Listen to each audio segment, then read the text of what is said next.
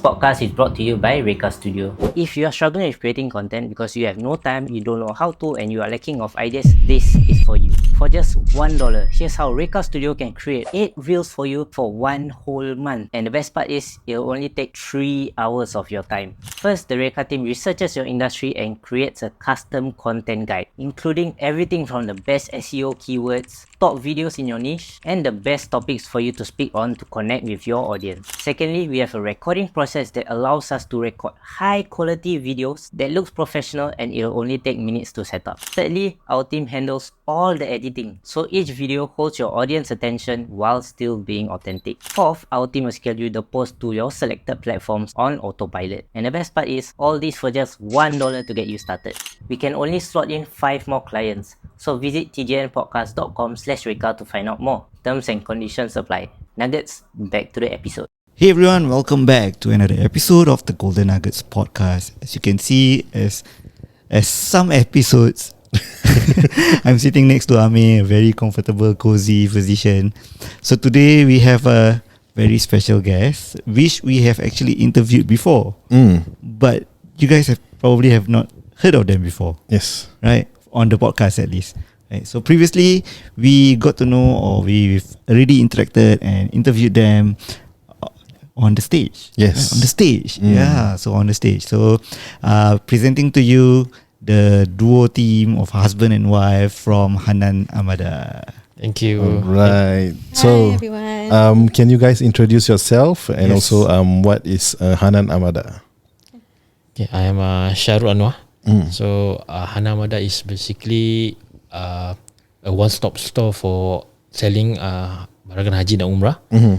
And when I say it's a one-stop store means insyaAllah you can get everything and anything for haji and umrah in one store lah, in one place. Okay. And my partner in crime is So yeah, I'm Hidayah. So I'm the one basically running the show for Hanan Amada. So like what he mentioned is that we have been we are the one-stop store for barang haji umrah, and we have been around Alhamdulillah for nearly about 6-7 years. So 6-7 yes. years. Wow, no longer a startup, no, but But it's always a learning graduate period already. lah. but always learning. Yes. Always learning to have a new products, New ideas and new everything. ideas. Okay. So a bit about your guys' background. Maybe can you share about what were you doing in terms of your careers, and also how you guys eventually met and fall in love with each other. Okay, actually I'm still working full time in the oil and gas industry. So Hanan Amada is managed by my wife full time. So we are both met each other few years, Many years ago. Few years, Yes. back in Ngian Poly lah. Oh, Actually, Ngian that Poly. actually. I think you guys are our first guest from Ngian Poly. I think maybe ada lah, but we never uncover or we never ask. Really? I can't recall. I don't know. So you guys know each other from Poly days. Yes, correct. And he's my best friend. So we are not together or anything until he is after NS. Oh. Right. So NS, all the way we've been best friends. So I know his boyfriend, girlfriends, Oh. and yeah, vice versa. So yeah. Interesting topic ni. I want to ask you, was it an agenda that you have? I want to be best friends with her first. Actually no lah. You best friend with my parents first, right? Yeah. Oh, is it? Okay. So I mean we Tactic, just guys. go through with the flow lah. I mean we just contact each other and talk about anything lah. Anything about studies, anything about life, things like that.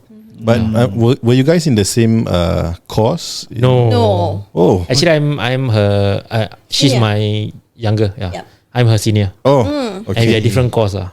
Yes. Okay. And we knew actually before that through MRC. MRC. In our zaman, right? Yeah, our age IRC, Alamat Chat, no? All those platforms. Okay. So that's how you guys know each other, and then when joined Poly, also joined the same Poly. Was that like coincidental, or you know each other before that? No, coincidental. It's coincidental lah. Okay. Okay, that's interesting. So what is it about each other? Sorry. I'm wondering what was your MIRC nick? Oh, okay. Sorry. I think you can touch on this. I don't mind. Yeah. I think yours is what? Emilia. Emilia 17, right? Yes. Yours is Shachenko, Mine right? is Shachenko. Oh, Shevchenko lah. This Shachenko. Oh, Shevchenko. Okay. So Sorry, yes, your inspiration from Shevchenko lah. Okay, yeah. So my nick is always Bashiruddin Movik. Yeah. So because of Ibrahimovic. Now we know it's our age group juga lah. Yes, correct. Mine is M&M 14. Because you like M&M. Ni kata diam je. Yeah. Okay, so you mentioned that you guys started dating after NS. So the common question a lot of people ask is, how do you graduate from friend zone into becoming partners? Yeah, because people always get stuck, right? They go from like they adore the person or admire the person from far, and then they try to get close, and then they get stuck in the friend zone. So what's your secret to that? I mean, we just very comfortable with each other. So during my NS, I think going to ORD, then I just chill her out lah. Let's go for cycling. Oh, Okay. cycling, guys. We don't go for all these movies lah. No, We he go doesn't. cycling. So when you go cycling, I adalah bawa baju extra, you know, that kind of baju. Nanti berpeluh bawa masam kan. Bawa for her, dia sehelas pinggang confident. So yeah, we just go We are for very comfortable with each other lah, basically. I mean, tapi I think selalunya perempuan yang kasih friend zone pada lelaki, like, okay, that's it, you're my best friend and that's about it. Yes. But I think the important was because he is very good to his parents. Dia family nucleus dia is very very tight. And then dengan my mother, kalau dia nampak pun dia akan tegur my parents and everything, my brother, because kita dah kenal lama kan. So we basically like hi bye bye with each other, parents, siblings. So I think after a while my parents pun suka. So jodoh tu maybe dah teratur. Dah ditulis lah. Dah tulis. And then restu both parents. So we was like, okay lah, we both know each other. And that's it lah. For so long already kan. That's it lah, dah Kita cukup lah. pakai pun tak lama tau. Okay lah 6 bulan 6 Okay dah. months, then Tunang. That's it. tunang lah. Because we feel that we have known each other as best friend and we know each other's story and everything. So and the important thing is the parents yang restu. Yeah. They like us to be together and everything. So alhamdulillah lah. Yeah. Okay, very cool story. Did anyone pressure you into tunang ke memang kehendak sendiri? Actually no one pressured us. We just that How was the conversation? like Ni jadi ni business. jejak kasih. The conversation was like, I think like Kena rewind balik 20 like tahun. what my wife mentioned lah, we comfortable with each other. I think then we started dating. Then after a while, you ada boyfriend? Tak ada boyfriend? I pun tak ada girlfriend, you know. So I think this is it lah. Shall we try go? Okay lah, we go out together lah. We know macam mana. And things alhamdulillah goes well with her parents, with my parents. And my parents, tu tak datang, tu tak bila nak datang sini ajak pergi makan sini. So ada tu kita keluar makan together with her parents. So I think this is it lah. Like mentioned, dah hati dia terbuka sendiri. Atuk. My grandfather, my late grandfather and grandmother pun suka. I think for me, family nucleus is very important lah. Whenever you introduce atau you suka kan, that's for me very important. So kira both your families have already planted that seeds for you guys lah. Alhamdulillah. Ke the way you all plant the seeds to Maybe behind the story, diorang agaknya plan with each other. You never know. I believe so lah. It's looking like that. Tapi I mean alhamdulillah for until now kan, even though my arwah bapak dah meninggal and everything, even for holidays every year, his family members, my family members, my sister-in-law family members, all three group will go out holiday together. Yeah, we plan. Yeah, so there will be 15 of us. So ramai lah. Wow. It's a big group, 15. Big group. And then 15. Habis kalau my sister-in-lawnya siblings nak ikut, then all of us lah together. Recent trip was last year. Was it this Last year. Last year. Di mana tu? Pergi, I think Indonesia, Jakarta. Solo, Jogja. Yes. So it's like 15 of us all together. Semua 3 different parents correct. So but Solo pergi solo cari kain ke? tak ada. Itu untuk parents tengok tu. No business trip. That one totally family time. Yes, family time. Correct. Okay. Yeah. So how you guys actually manage to get 15 people to agree to go for a holiday? Because this is a challenge that my family is facing. Pasal dulu kita as a extended family, we go out a lot lah. You know, pergi KL, pergi Melaka, all this kan. But then as time goes by, as year goes by, it's difficult to coordinate that. Yeah. How do you guys manage to make it happen? For this family trip or holiday trip, my wife and me are the one who will lead. So they just say okay, kita akan pergi this place from this day to this day. So whoever need to take leave, like myself and my brother-in-law and even my parents, they will plan accordingly lah. So the costing all kita akan bikin, kita buat. To get the best price for the airplane, best price for the drivers. So basically the families, right, bayar duit pergi. The And one then who handles is senang both of us. Planning is both of you. Yeah, so we are the tour guide lah. Okay. So we have to arrange for budak paling kecil as 9 years old, and the elderly paling oldest is 86 years old. 86. Yeah, so we must cater for activities atau things differently. Macam orang tua makan mesti a certain timing. Yes. Tapi a certain family macam nak pergi lain tempat. Anak-anak nak swimming. They have their own activities. Yeah. So we must plan accordingly. Tapi because we've been doing this for about 3-4 years, even before COVID. Okay. Yeah, and I think we also do this because of Hanan. Because my sister-in-law is with us. Her mother helped us to QC barang. Okay. So indirectly, they also get involved with the company kan. And then my sister, my own in-laws itself, masa kita start up, when we do not have staff, my mother-in-law, my sister-in-law will all turun. When we have both. Okay. So that's where the both parents semua kenal each other. So the bond is easier kat situ. Okay. Actually, in other words, Hanan Amada bring the family together lah. Right. From extended family. Okay. Even from my sister-in-law my side, maybe her sister pun come down to help. My sister sometimes also come down to help. We are short-handed or kita ramai orang, alhamdulillah. So I think it's a good thing. It's always a positive thing for us. Okay. We start Hanan Amada and then everyone get involved. And then all are happy, we plan for trip. Now of course certain things were catered for. Macam okay, this one Hanan belanja because everybody dah work hard for it kan. So under Hanan ni ada sikit expenses lah. Macam dinner ke atau macam ada one day dinner kita macam massive lah dinner. So kat sana kat overseas lah. Okay. Your family feels very macam jovial and happy together. But I nak rewind bukan sikit, banyak. I nak rewind banyak. Okay. So back when you guys got together kan, and then after that you said lepas tunang you got married semua kan. At that point of time when you got married, what were both of you working as? Okay. At that time I was working as a I think kat Seagate, I think the production. Okay. Before I totally work night shift at that time. Okay. Baru kahwin, I work full time night shift. Then my wife was working with. That time masa kahwin I was a customer service manager. Okay. Yeah, but after that Which industry? Insurance. Oh, the okay. one that is in the hot news right now. Yeah. They take over news. Yes. Okay. But after that kahwin, because we don't really see each other often, of course there are always disagreements and everything because dia kerja permanent malam. Yeah. And me as a manager, I'm managing the main branch. I kerja pagi daripada pukul 8 sampai pukul 10 malam. So we practically didn't see each other. So that's when I moved on to a property developer lah. Okay. And for myself, I move on to engineering, chemical industry. That's doing a rotating shift lah. At least during my morning shift, I can see her. And my off day will be somewhere in the weekdays, weekends for the off day. So we can meet each other more often. Correct. Okay. I think it's a sacrifice, but it's a good thing lah. It's a good compromise lah. Yes. Correct. But how did you guys communicate bila you kerja malam and then Yeah. I was saying because we were staying with my parents that time.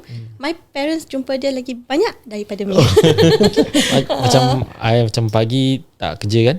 Macam kerja malam what. Then pagi He will send me to work lah. I will send her to work. That's why we communicate. And then kalau tu then kalau I tak kerja, then during my off day I can meet her. I just pick her up from Okay. But it's tough because it was that basically I mean baru kahwin kan.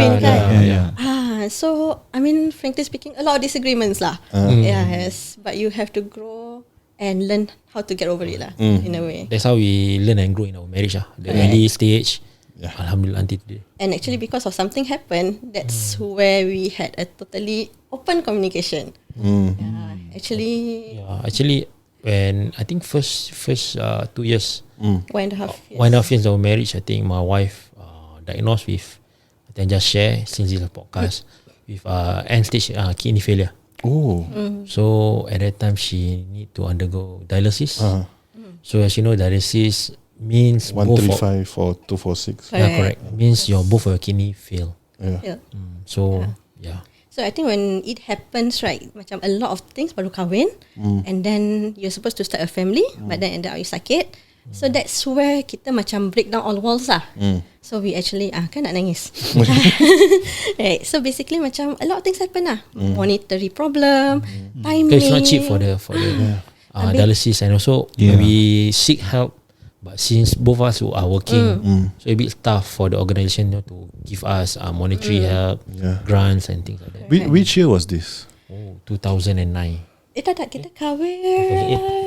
2008, 2010. Yes, 2010. 2 years after, 1.5 years after our marriage. So at this point, I think dialysis would cost about 1,500 to 1,800 Correct. per month. Yes. Yeah. And then this not is including ubat yet. and also excluding transportation and all that.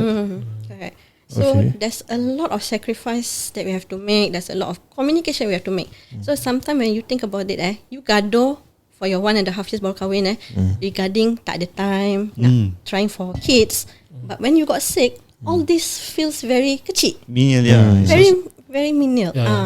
Jadi macam when I got sakit, and then of course my main whole is always the family lah. Him, my parents, his parents, my siblings, everyone. So they actually came out with a schedule. Macam my company, nasib baik masa tu I changed from my customer service pergi property. Kan, so at least the property company they allow me to keluar. Okay. For dialysis and everything. They arrange that you finish off a bit earlier. It's very flexible lah. They accommodate to you. Accommodated to me walaupun I just join baru 3 bulan tau. Masya Allah. So I just joined for like 3 months, but they accommodated to me, and they because it was so hard for us to get grants atau fund, ni kan semua kan, atau subsidy. The company actually waived off my probation, and the company paid off a big portion of my treatments. Wow. Yeah. So alhamdulillah, I do not need to worry about the treatments.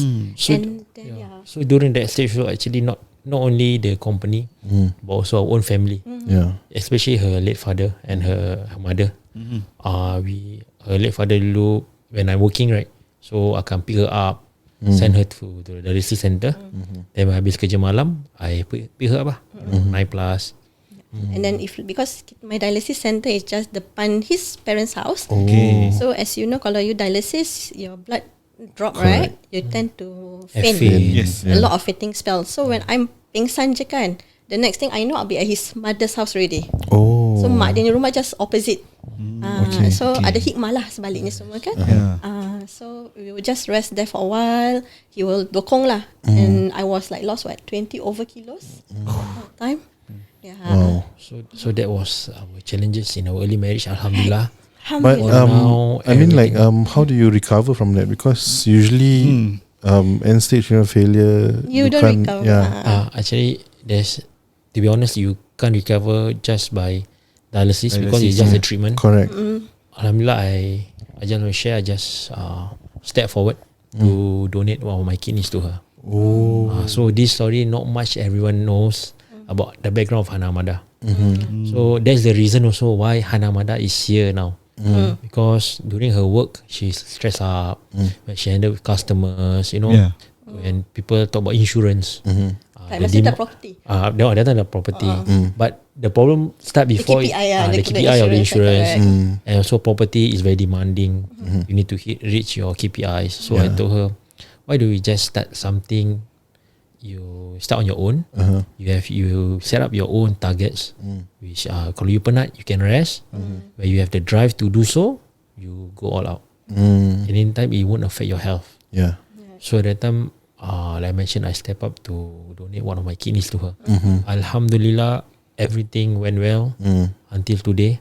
So that is not a treatment. I say again. Yeah. It's not a cure. Yeah, it's just a treatment. Just treatment. Yeah. Correct. So on her part also, she need to take care of the transplanted kidney. And that's why my sister-in-law is with me, because she knows my perangai is that if like say I am unwell, I penat, I won't say. I will just do. So she is there at the office with me almost every other day. Kalau dia nampak macam, oh okay, you look very different, you go back. Because sometimes kita have to know our body. Walaupun we are transplanted already, Alhamdulillah dah 12 tahun. Right? Tapi kita macam, I still need bed rest on and off. So sometimes masa habis event Hanan will not see me at the warehouse for about another like 3-4 days. I will just totally keep quiet already because my body cannot take it. So I need to bed rest, I need to drink a lot of water and everything and stuff like that to reset myself lah, basically. So yeah. So with these challenges also, I think it makes our bond much stronger. Correct. Even with our families also. So that's, yeah, I mean, And what's the bigger problem than this, right? Whenever kita gaduh, we quarrel. So we know that there are much more bigger problem than we have what we went quarrel through for. a lot already. Because the transplant workout is not easy. A lot of things have to be done. A lot of challenges. A lot of monitoring. Psychological, physically, and emotionally, mental also. yes, a lot. Yeah. And the recovery process is also, it takes quite some time. Correct. Correct. Yes. I mean, like, it takes some time for your body to actually adjust to the new kidney also. Correct. And then macam kena jaga lah, because he has given me something like very precious kan. So normally we will say that you are literally part of me really, because his kidney is me, me kan. So it is a literally part whereby you kena jaga. And basically when we started Hanan, I will also say it as it's the second lease of life. Allah masih kasih mi peluang kat sini, kasih mi rezeki. That's why Hanan is kalau because masa I sakit tu, I do not know whether can I go umrah, can I travel. So when I dah transplanted, I wanted to do something in case that I do not have the chance to do again. So apa setiap barang I jual, insyaAllah diberkati dan orang dapat bawa. So sikit sebanyak kena tempias pahalanya lah. Kita insyaAllah. Okay. Sorry. Nas tisu Nas tisu. So kirakan, wah, very lucky lah, because usually when we look at the Quran, the woman is supposed to be the man punya rib kan. So but then you have his kidney. Yes. So far Alhamdulillah lah. I think Allah pun dah tuliskan jalan cerita kita macam gini. So how does Hanan Amada punya nama come about? It is just a sudden thing because after kita dah transplanted and everything, okay, my company dulu ada this welfare. We can travel out lah every 2 years because we're in property kan. We are supposed to look outside. So when we went to holiday, it was just a sudden come to our mind that it sudden come to me lah macam, yang kalau one day kita ada business, I think I nak namakan dia Hanan Amada. Hanan maknanya Love, is it? God is compassionate. God is compassionate. Amada is of course the nakoda lah. You are the captain of your business. You know where it goes. Okay, I think we take a break for now. Right? We compose ourselves also. Yeah. Thank you very much. And then we can continue more of this in part 2. Okay, sure. Okay, insyaAllah. Okay, thank you guys. Thank you.